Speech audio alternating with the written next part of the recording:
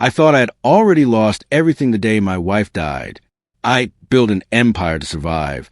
But every night, the silence felt heavier. Then I met her, a woman who couldn't walk, yet somehow made me feel alive again. The world saw her as broken, but I saw her strength, her courage, her quiet fire. I didn't know then that defending her would change the course of my life forever. Do you believe that some souls are meant to heal each other, no matter how broken they are? If yes, like this video and share your thoughts in the comments. Morning light spilled through the blinds, soft and golden, the kind that should make you feel alive. But to me, it just reminded me another day had begun. Another day without her.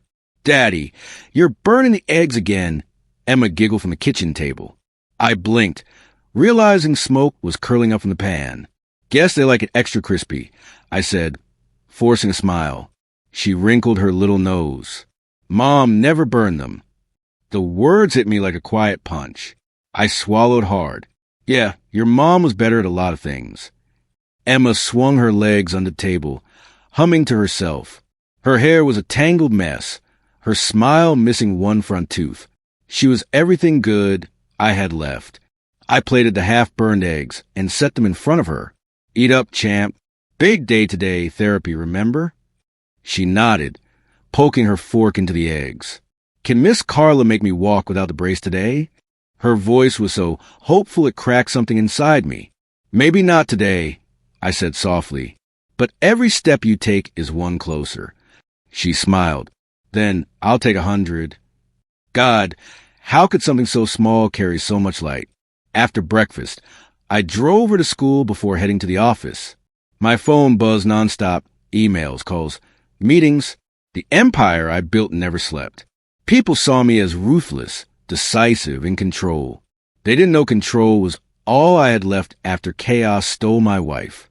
By the time I got home that evening, the house was quiet. Too quiet. I stared at the empty chair across the dinner table. It still faced me like it always had. I couldn't bring myself to move it. Sometimes I imagine her sitting there, hair tied back, teasing me about working too much, stealing bites from my plate. The ghosts in my house didn't scare me. They were the only ones who stayed. Daddy? Emma's small voice broke the silence. Yes, sweetheart. Why do you always look sad when you think no one's watching? I froze. Kids see everything, don't they? I'm not sad. I lied. Just tired. She tilted her head. Then I'll make you laugh. She puffed her cheeks out like a goldfish, crossed her eyes, and did her terrible fake sneeze. And damn it, I laughed. For the first time that day, it was real. That night, after putting her to bed, I sat in my office, the room where ambition and loneliness had learned to coexist. I stared at my wedding photo, her hand in mine, the way she used to look at me like I could fix the world. I'm still trying, I whispered to the empty room. I'm keeping my promises. But it felt hollow. Every success, every new deal, it all echoed in a house that had stopped being a home. The next morning, I woke up early and made coffee before Emma's therapy appointment. She was in her favorite yellow dress, her braces gleaming as she practiced walking from the couch to the door. You're getting faster, I said. She beamed, because I want to race you someday. I grinned. I'd lose on purpose. She frowned. You're not supposed to. Her laughter filled the car as we drove through the city. The glass towers reflected everything I had built, the empire that cost me everything. When we reached the rehab center, she jumped out of the car with her backpack bouncing. I'll see you after, Daddy. Go make me proud. She waved, her little hand disappearing through the sliding doors. I stayed for a second, watching. That small, determined figure walking through those halls reminded me why I hadn't given up. But then, as I turned to leave, someone caught my eye. A woman sat near the window, her wheelchair angled toward the sunlight. Her hair fell over one shoulder, dark and smooth. There was a calm about her, not the fragile kind, but the kind that came from surviving something that should have destroyed you. She looked up briefly, and our eyes met, just for a moment. Her gaze wasn't pity or curiosity. It was strength. Quiet, steady, unshaken. Someone called her name from inside, Mia. And then she smiled just a little before turning away. For a reason I couldn't explain, my chest tightened. There was something in her eyes that made the air around me shift, something that made me want to stop walking. I didn't know then that I'd just met the person who had turned my world upside down. I couldn't shake the image of her eyes, calm, steady, unafraid. That morning outside the therapy center had stayed in my mind longer than I'd admit. So when I saw her again at the charity gala for disabled children, it felt faded. "Dad, look, it's the lady from therapy," Emma whispered, tugging my sleeve. Her little hand was sticky from the cotton candy the volunteers had been handing out. I followed her gaze. There she was, sitting near the stage, in that same wheelchair, her long dark hair loose over her shoulders. She wasn't looking for attention, but somehow she drew it anyway, except not the good kind. Two guests at the next table leaned in, whispering. "Poor thing, she used to be a dancer, I heard. Such a shame. Life can be cruel." Their pity curdled in my stomach. People loved tragedy as long as it wasn't theirs. "Daddy, can I go talk to her?" Emma asked. "Maybe she's busy, sweetheart." But she smiled at me last time. I sighed. "Okay, be polite." Emma trotted over before I could stop her. I followed a few steps behind, pretending I wasn't watching, but of course I was. "Hi, do you remember me?" Emma chirped. The woman turned, and the moment she smiled, something in my chest loosened. "Of course I do," she said softly. "You were the little artist who gave me that crayon drawing." Emma giggled. "You kept it?" "I did. It's on my fridge." Her voice was gentle but strong, like she'd learned to rebuild it piece by piece. I stepped closer. "Looks like my daughter beats me to introductions." She looked up at me. "We've met before, haven't we?" "At therapy," I said. I was the guy trying not to trip over toys. That earned a small laugh. Right, the distracted dad. I smiled faintly. Guilty. For a moment, silence sat comfortably between us. Around us, cameras flashed, champagne glasses clinked, and people performed generosity like theater. But here, in this small circle, it felt real. "You volunteer here often?" I asked. "Sometimes. It helps me remember who I am."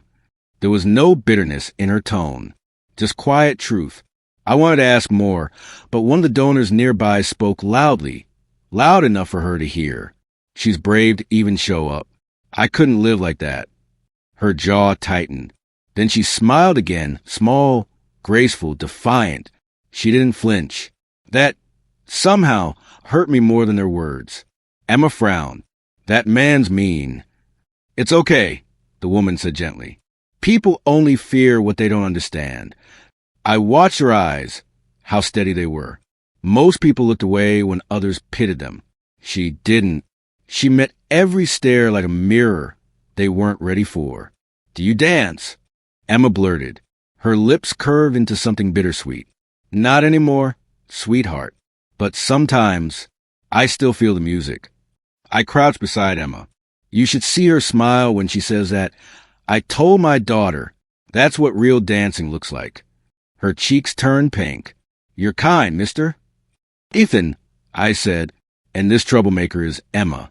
"Well, Ethan, you raised quite the brave little girl." "I'm trying," I said quietly. She saved me more times than she'll ever know. Her eyes softened. Daughters do that. Something in her tone, the way her voice cracked slightly, made me wonder who she'd lost. But I didn't ask. Not yet. A volunteer interrupted, inviting us to sign the donor board. When she wheeled forward, her hand brushed mine, cold metal against warm skin, and still, the touch lingered like fire. After the event, I helped Emma with her coat while scanning the crowd. She was gone. "Dad." Emma tugged my sleeve again. "Can we see her tomorrow?" I smiled faintly. "We'll see." But even as I said it, my eyes kept searching. Back in the car, the city lights blurred against the windshield. I couldn't stop replaying her smile, that fearless calm. Most people break when life hits that hard. She didn't. I drove home in silence, hearing my own heartbeat over the hum of traffic. When I finally walked into my study, my assistant Jordan was waiting. "The event went well?" he asked. "As well as charity ever goes when the cameras are on," I said dryly. He hesitated. "You mean Mia Thompson?" My head lifted. "You know her?"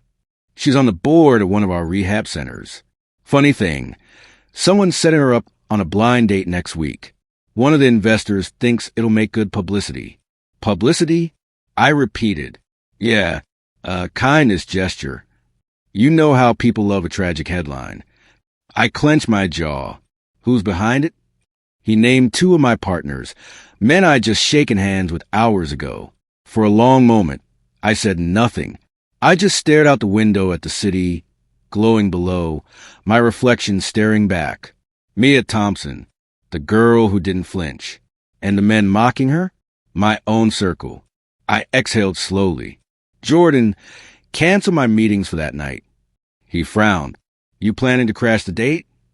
"Let's just say," I said, grabbing my coat, "I'm tired of watching good people get humiliated while everyone claps." Because this time, I wasn't going to stay silent. I didn't plan to go. I told myself it wasn't my business, that she could handle herself. But ever since Jordan told me about that sympathy date, my gut wouldn't settle. So here I was, sitting in the corner booth of La Mer, the same restaurant where half the city's elite pretended to care about humanity. The dim lights reflected off the wine glasses, laughter echoing like knives. I told my assistant it was a dinner with investors. That part wasn't a lie. They were here, and so was she. Mia. She rolled through the entrance in a simple navy dress, her hair pinned up, no fancy jewelry, no mask, just quiet grace. I caught the moment her date spotted her. Richard, one of my investors. Mid-40s, arrogant smirk. He stood, but his eyes didn't reach hers. "Miss Thompson," he said, voice dripping with false charm. Didn't expect the chair to be permanent. My grip on the glass tightened. She smiled polite. "Yes, it's been my companion for 2 years now." He chuckled. "Well, at least it saves on high heels, right?" The table beside them laughed. Something burned deep in my chest. I tried to breathe it down. I'd promised myself not to interfere. But when she straightened her shoulders and calmly asked for water, pretending not to hear the whispers, I couldn't sit still. I pushed my chair back and stood. My voice came before my thoughts. "Richard." He turned, startled. "Ethan? I didn't know you were dining here tonight." "Neither did I," I said, stepping closer. "Until I saw you." Mia's eyes widened. "You..." I nodded slightly, telling her without words, "You're not alone." Richard smiled thinly. "We're just having dinner. You know, a friendly night out, trying to lift her spirits." "By breaking them first?" I asked. A few heads turned our way. Conversations around us quieted. He raised his hands, feigning innocence. "Relax. Just a little humor. She knows I'm kidding." Mia looked down. Her hands trembled slightly, though her face stayed calm. "It's fine," she whispered. "No," I said. "It's not." My voice was low, but it carried. "You mock a woman for something she didn't choose, then call it kindness. That's not humor, Richard. That's cruelty dressed in a suit." He scoffed. "You're taking this too seriously. I thought CEOs were supposed to be rational." I leaned in. "I'm rational enough to know when someone's being a coward." His face reddened. "You're defending her? A woman you barely know." "I'm defending a human being," I said. "Something you seem to have forgotten how to be." Silence spread across the restaurant like a wave. Mia's eyes met mine, and I saw it then. The shock, the disbelief, maybe even gratitude. Richard straightened his tie. "You'll regret this. I'm an investor in your company." "Not anymore." I pulled a checkbook from my pocket, habit from a lifetime of endings, and signed it right there. "I'll buy back your shares tomorrow." A murmur rippled through the room. He stood, sputtering. "You're insane." "Maybe," I said, sliding the check across the table. "But at least I can sleep at night." I turned to Mia. "Let's get out of here." She hesitated, eyes darting between me and the stunned crowd. "Ethan, you don't have to." I know. I extended my hand. But I want to. Her fingers brushed mine, small, cold, trembling, and for a second, everything around us disappeared. No murmurs, no cameras, just her. As I guided her chair toward the door, I heard someone whisper, "That's Ethan Cole, the CO." The whispers grew louder. I didn't care. Outside, the night air hit my face like rain. I exhaled the anger I'd been holding since the moment I saw her walk in. She looked up at me. "You shouldn't have done that." "Why not?" I asked. He deserved worse. "You'll lose investors." "I've lost worse," I said quietly, "and I'm still standing." She blinked, eyes glistening. No one's ever stood up for me like that. I shoved my hands into my pockets. "They should have. You didn't deserve that." Her voice cracked. I used to believe I did. That hit me harder than I expected. Because of the accident?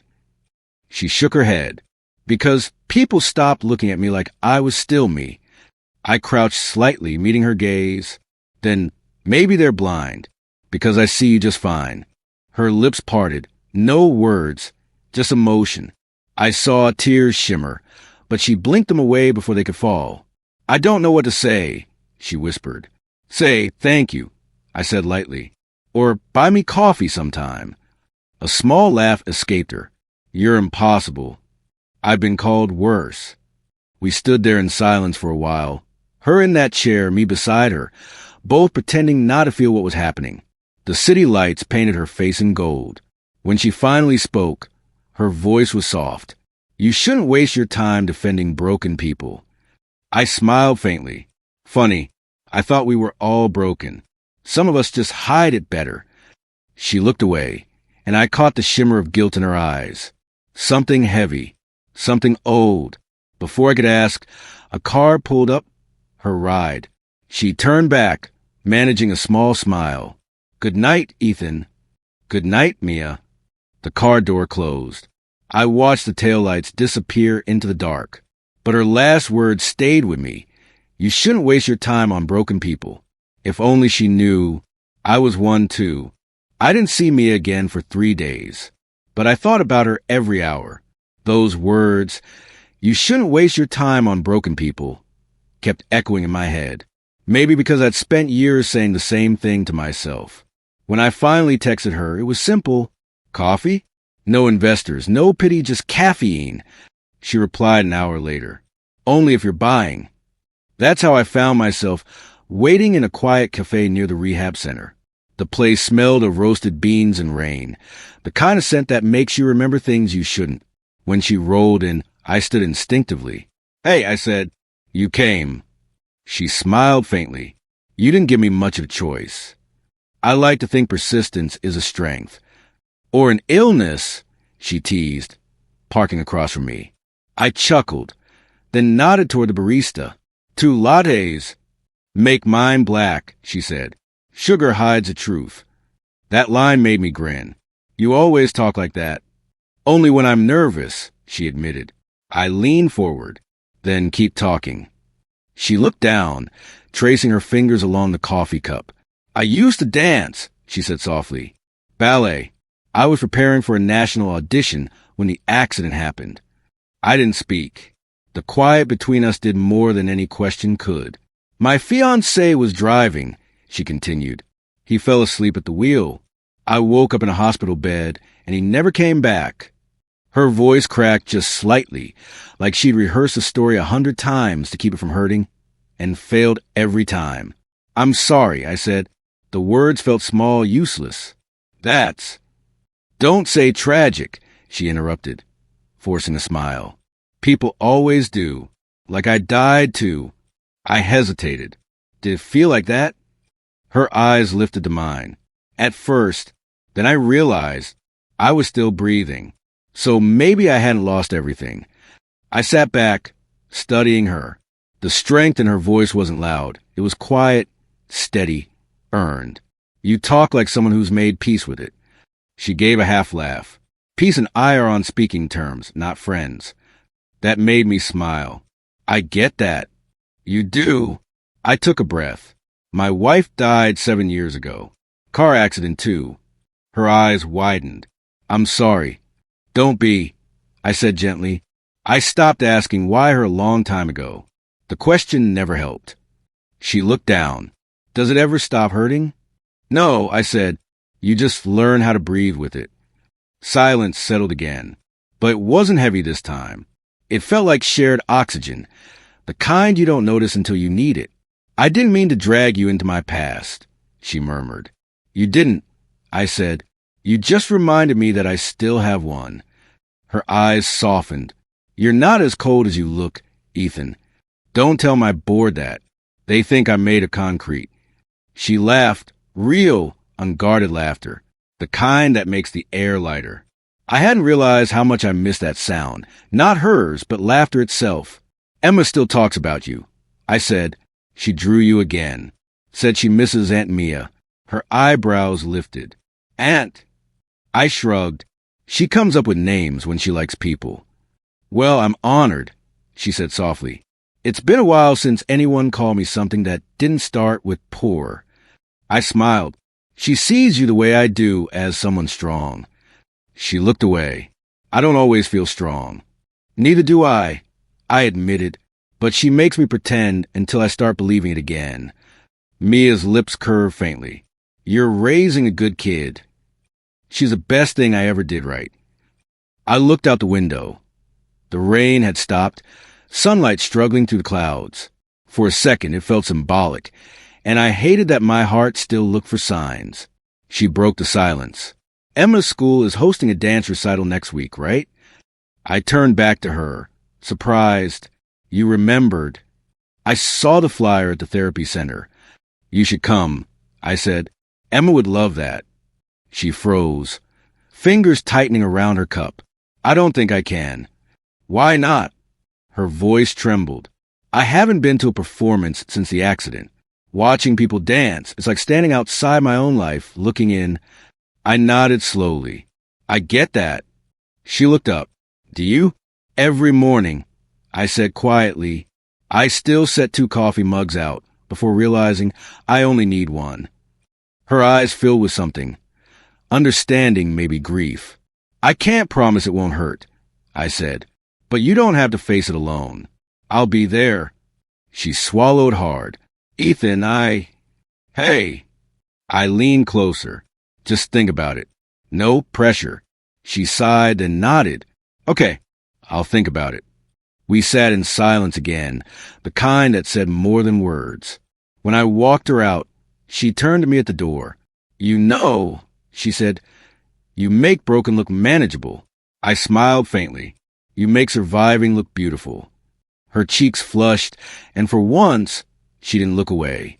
That night, after putting Emma to bed, I found a crayon drawing pin on the fridge, me, Emma, and Mia holding hands under a crooked sun. For the first time in years, I didn't take it down, because maybe, just maybe, we weren't as broken as we thought. Emma's drawing was still on the fridge when recital day arrived. Me, her, and Mia under that crooked sun. I kept staring at it while tying Emma's hair into a bun. Daddy, is Aunt Mia really coming? She asked. She said she would. I smiled, though part of me wasn't sure. She keeps her promises. Emma grinned. Then she'll see me twirl. Just don't twirl into someone's face, okay? She giggled. You worry too much. Yeah, I always did. Especially about people who'd already lost too much. The school auditorium buzzed with chatter, and the faint smell of perfume and stage dust. Kids in colorful costumes darted everywhere.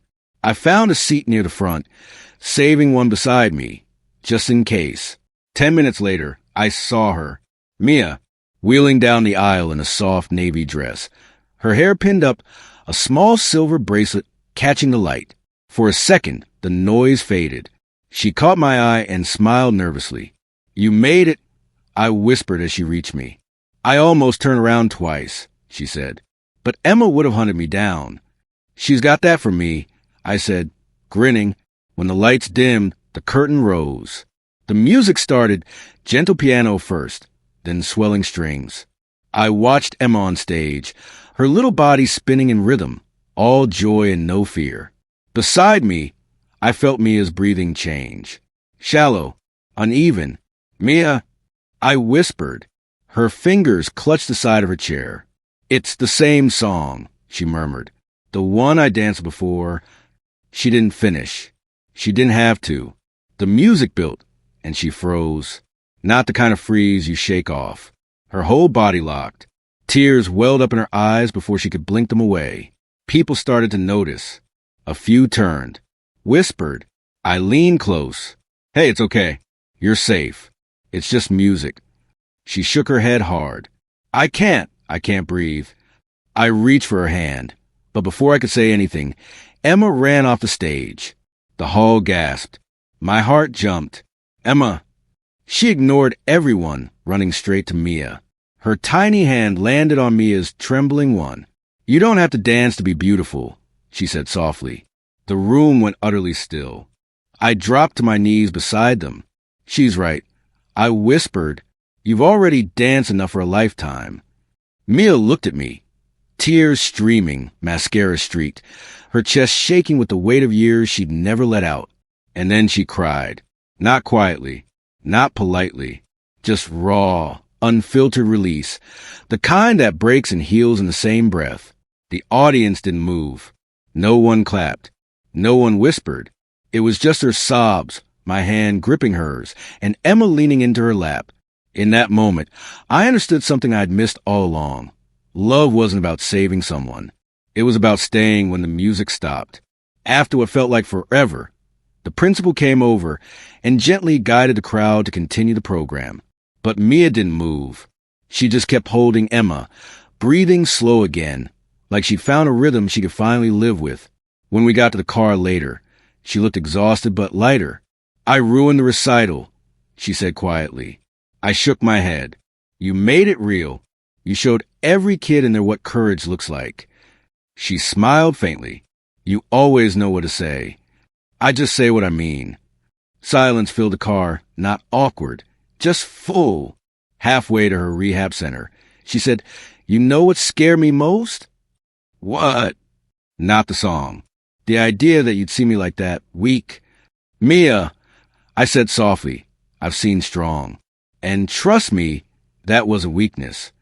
She looked at me, eyes shining in the dim streetlight. You're not like most people, are you? I smiled. That depends who you ask. She laughed quietly, tired but genuine. When I pulled up to her building, she hesitated before opening the door. Thank you, she said. For what? For not walking away.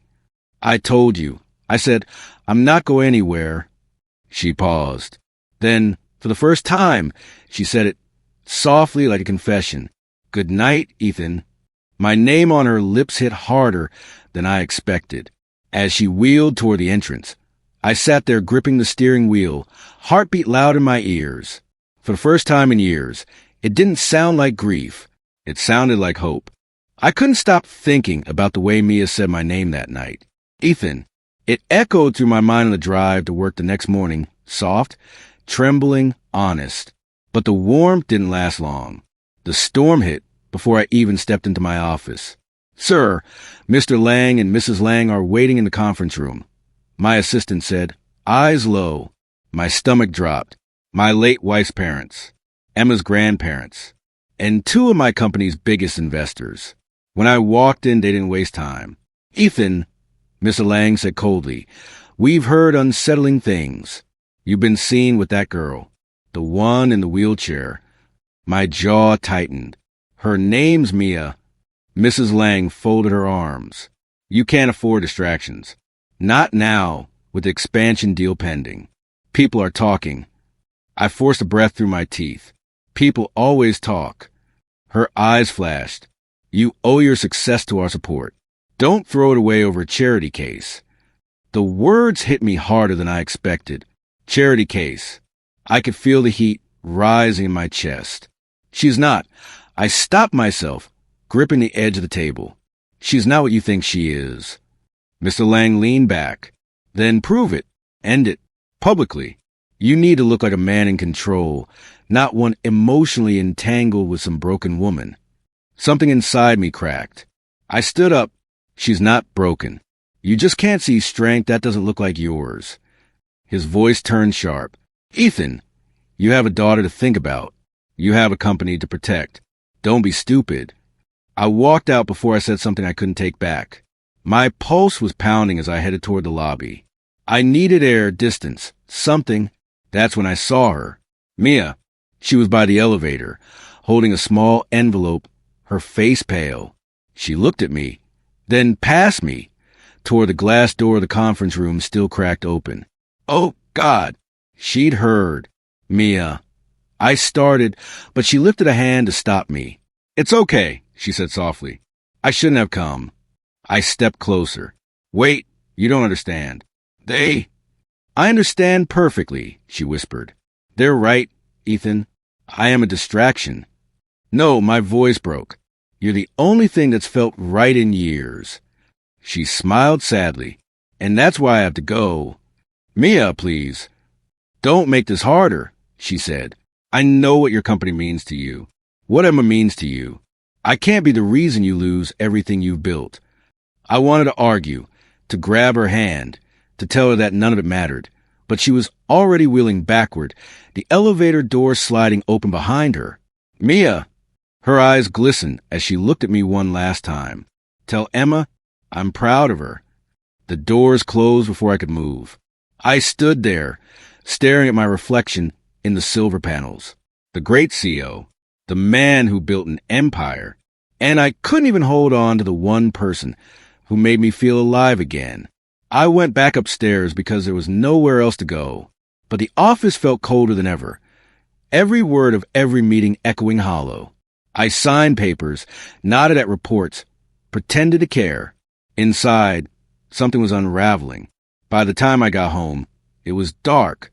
Emma's drawings covered the walls, stick figures of us holding hands, the house, the sun, her smile. And there, on the coffee table, lay a new one. 3 figures again. Me, Emma, and Mia, all under a pink heart. But this time, Emma was sitting on the floor, tears streaking her cheeks. Daddy, she sniffed. Why did Aunt Mia go away? My throat tightened. Sweetheart, I knelt beside her. She just needed some time. She shook her head. You made her sad. I saw her face when she left. Her small fist hit my chest once, not hard, but enough to hurt. You promised you'd never make people leave again. I pulled her into my arms, her tears soaking my shirt. I'm sorry, baby. I didn't mean to. She pulled back, holding up the drawing. Then fix it. Her words cut through me sharper than anything her grandparents had said. When I tucked her into bed, she held the drawing tight against her chest like it was the only thing keeping us together. I sat by her side long after she fell asleep. Her little breath steadied, soft, rhythmic, innocent. My phone buzzed with another investor message. I turned it off. I stared at the dark window, my reflection staring back. Tired eyes, empty suit, heart caving in. I'd spent years building a company to prove I wasn't broken. But tonight, I finally saw the truth. I hadn't built an empire. I'd built a prison. And in trying to protect it, I'd just lost the one person who showed me what freedom felt like. Days turned into weeks, but the house stayed quiet. Too quiet. Emma still drew us together, me, her, and Mia, as if coloring could undo distance.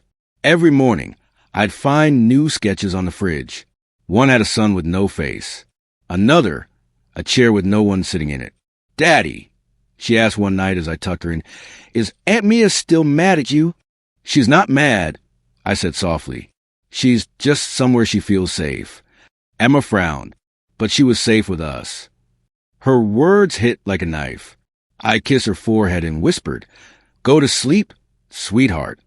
When the lights went out, I sat by the door, staring at her drawings in the dark.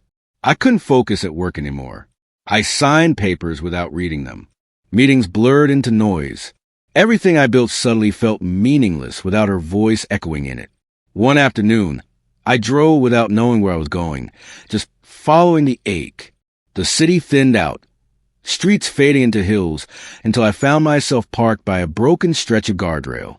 The place from the police report. Her accident.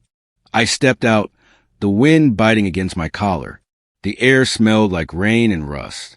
I stared at the dented metal, the skid marks still faint on the pavement. My chest tightened. "Mia," I whispered to no one, "what were you running from?"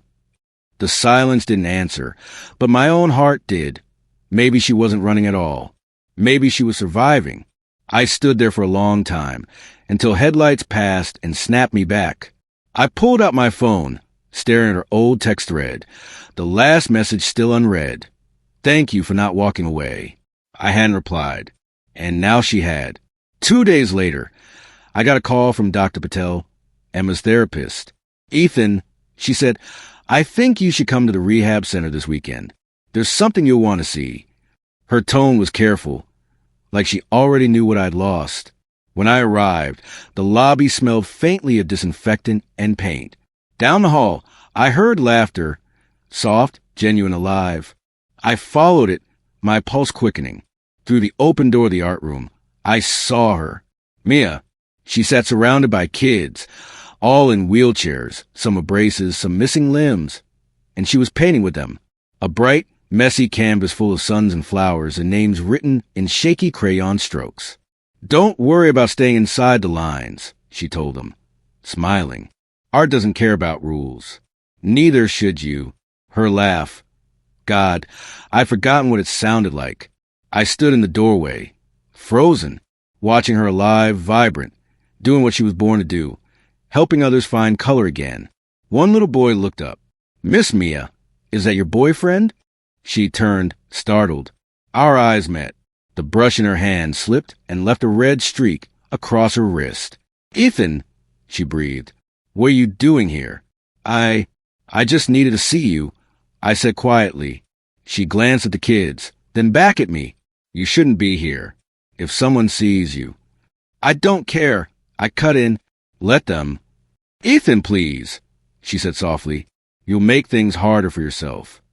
"I already made them harder by letting you walk away." The room fell silent. Even the kids looked between us, curious but kind. I took a slow breath. "I came here because I needed to see that you were okay. And now that I do," my voice cracked. "I'm the one who's not." Her eyes softened, glistening under the light. "You don't have to fix me." "I know," I whispered, "but maybe we can help each other stop pretending we're fine." She looked down at her hands, then nodded slightly, not agreement, not refusal, just pain folded into grace. "Go," she said gently, "before the investors see you. Please." I stepped back, my chest heavy. "You're teaching them hope, Mia. You're teaching me, too." I left before I broke down completely. Outside, the sun was setting behind a rehab building, orange light spilling over a cracked parking lot. For the first time in years, I didn't feel like a CEO or a widower or a man holding the world together. I just felt human, lost, aching, and human. And as I sat there in the car, I made a decision I couldn't unmake. I was done living for investors, image, or power. Tomorrow, I'd do something that might destroy everything I'd built. But maybe, just maybe, it would finally let me live. The next morning, I woke up before sunrise, the city still asleep, my tie hanging loose around my neck. My reflection in the mirror looked foreign. Not a CEO, not a savior, just a man about to burn the life he built. Emma's sleepy voice broke the silence. "Daddy, you're wearing the serious face." I smiled faintly. "It's an important day, honey." She tilted her head. "Are you going to fix things?" I crouched down. "I'm going to try." She handed me a crumpled drawing. Me, her, and Mia again, this time with hearts around us. "Then this will help." I tucked it into my pocket. It already does. By the time I reached the press hall, the place buzzed with cameras and murmurs. Journalists packed the front rows, flashes firing like lightning. My board members whispered in tight circles, waiting to see how much of their world I'd wreck. I stepped up to the podium. My palms were slick, but my heart was steady. "Good morning," I said, my voice echoing through the hall. "You all know me as Ethan Ward, CEO, founder, the man who turned failure into fortune. But what you don't know is what it costs." The whispers started immediately. I kept going. "I lost my wife years ago. I lost myself in work after that. Built an empire to fill a grave I never stopped visiting." I paused. scanning the faces, hungry eyes behind flashing cameras. And recently, I almost lost something far greater. A woman who reminded me what living feels like, and a daughter who reminded me what love really means. Gasps. The board members stiffened. I saw one of my ex-in-laws in the back, arms crossed, eyes cold. I came here today to tell you that I'm done. The murmurs turned into confusion. I continued before fear could find me. I'm resigning as CEO of Ward Global effective immediately. Shouts erupted. Questions fired from every direction. Is this a stunt? Are you serious? Why now? I raised a hand. Because I finally understand something simple. Money can rebuild buildings, but it can't rebuild people. My throat tightened as I pulled a folded paper from my jacket. Starting today, I'm creating the Hope Horizon Foundation, dedicated to rehabilitation, therapy, and creative healing for those who've lost their mobility or their will to start again. It will be named in honor of my daughter, Emma and Mia. Her name hung in the air, fragile, real. Cameras exploded in flashes. I could almost hear the headlines forming. But for once, I didn't care. I smiled slightly. If you're wondering why I give up everything for this, it's because I finally learned that standing tall doesn't mean standing alone. I stepped back from the podium as applause broke, hesitant at first, then building. Not everyone clapped, but enough did. When I walked off stage, I felt lighter than I had in years. I'd been holding my breath for too long, and for the first time, I exhaled. Outside, the winter air hit my face, sharp and clean. Reporters swarmed near the doors, shouting my name, but I didn't stop. I just kept walking, past the crowd, down the steps, to where she was. Mia. She sat under the shade of a maple tree near the parking lot. Her wheelchair turned toward the street. She must have been watching on her phone, the screen still glowing faintly in her lap. You really did it, she said softly as I approached. Yeah. I breathed out, sitting on the low concrete edge beside her. Guess I'm unemployed now. She let out a small laugh, half disbelief, half awe. Ethan, you didn't have to do that for me. I didn't, I said. I did it for the man I promised my daughter I'd be, the one you reminded me existed. She turned to face me fully. Her eyes shimmered, a mix of pride and fear. Do you realize what you've given up? I nodded. Everything that didn't matter. She went quiet, the wind teasing strands of her hair. You can't just throw your life away because of me. I didn't throw it away. I said gently, I traded it for something better. For truth. For peace. Her lips trembled. Ethan, I reached into my jacket and pulled out Emma's drawing. She still draws us together, you know, every day. She stared at it, her voice breaking. She's too good for this world. She got it from you. She looked down, biting her lip to stop from crying. You shouldn't say things like that. I might believe you. Then believe me, I said, my voice low, because I'm done hiding. You're not my weakness, Mia. You're my reason. Her eyes filled, the tears catching sunlight as she blinked them away. She shook her head slowly. You make it sound so easy. It's not, I said, but maybe that's what makes it worth it. For a long moment, neither of us spoke. The noise of the city faded, replaced by birds, the hum of wind, the quiet between two broken people learning to breathe again. Finally, she looked at me, something new in her eyes, not pity, not fear, strength. Maybe this time, she whispered, wheeling a little closer, we both get to stand. Her hand brushed mine, steady, sure. And for the first time since the day I buried my wife, I didn't feel like I was standing alone. Months later, I watched sunlight pour through our kitchen window, soft, golden, forgiving. Mia hums gently as she paints by the table, a streak of blue on her wrist. Emma sits beside her, giggling, dipping her small brush into way too much yellow. Careful, kiddo, Mia says, laughing. Your sun just exploded all over the sky. Emma grins. It's supposed to be that bright. I lean against the doorway, arms folded, smiling. Looks perfect to me. Emma turns toward me. Daddy, can you tell the sky could be pink too? Mia glances up, eyes teasing. You're siding with her again, huh? I walk over, crouching beside them. In this house, the sky can be whatever Emma decides it is. Mia laughs softly. Then I guess I live in a world of pink sunsets. I meet her eyes, steady, full of life again. Not a bad place to live. She looks down, cheeks warming, and dips her brush again. Sometimes, in moments like this, I catch myself holding my breath, afraid the peace might shatter. For years, I believed silence meant something missing. Now I know it can mean something whole. Emma hums while painting, her little hands messy with color. I swear her laughter could fix anything that ever broke inside me. Daddy, she says suddenly, when I grow up, can I help people like Mia does? I glance at Mia. She pauses mid-brush, her eyes soft. You already do, sweetheart. I say, every time you smile. She giggles. That's easy. Not for everyone, Mia says gently. You'd be surprised how powerful that is. Emma nods solemnly, like she's learning something sacred. Later that afternoon, I sit on the porch, watching them through the open window. Mia's wheelchair is beside the easel, her hands moving with grace I never get tired of watching. The painting she's working on, I realize it's our backyard. The three of us. My chest tightens. For so long, I thought healing meant going back to who I used to be. Now I know it means accepting who I've become. The wind carries her laughter outside, light and effortless. I close my eyes and let it wash over me. The old ache is still there, the kind that never fully leaves, but it doesn't owe me anymore. By evening, the house smells like fresh paint and pasta. Emma insists we eat her famous recipe, which mostly means spaghetti drowned in sauce. Mia pretends it's gourmet.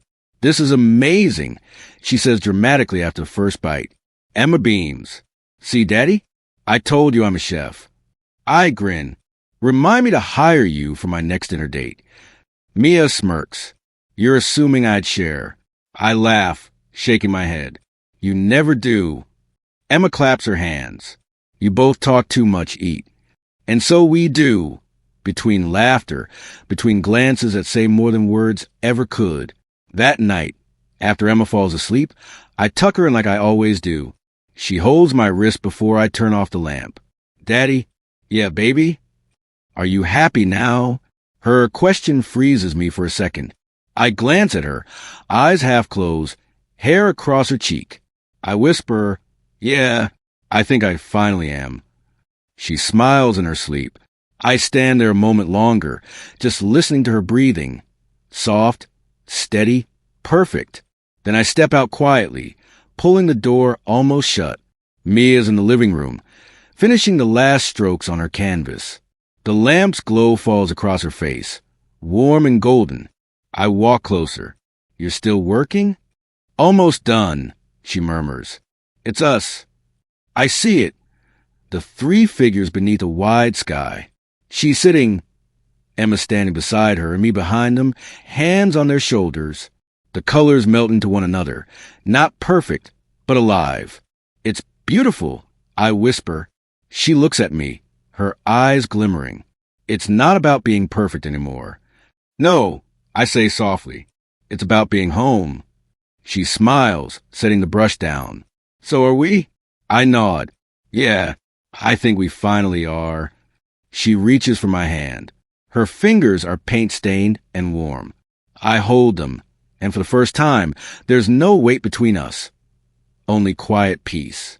As the night settles, I glance back toward Emma's room, then at the woman beside me. Pain didn't leave us. It just taught us how to live differently. And love. Love gave us the courage to keep going.